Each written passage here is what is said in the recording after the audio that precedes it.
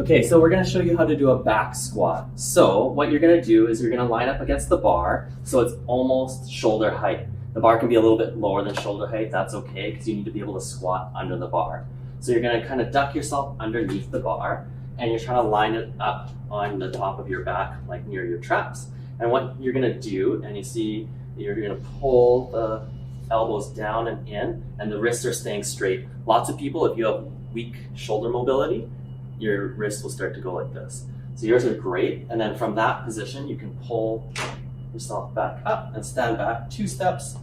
And then what you're gonna do is hip width apart with your feet, toes pointed 15 degrees out, just slightly like it is right now. Before you start, take a big breath for me, and then exhale all that air so the ribs are now stacked on top of the hips. Then you're hinging from the hips and coming, sticking the bum back, folding forwards if you need to. Good, open through the knees, imagine ripping the ground apart, and all the way up, squeeze the glutes. Wait, one more time. Slow, slow, slow. Open up those knees, yeah, and then hinge from the glutes. Good. And do that for the prescribed time.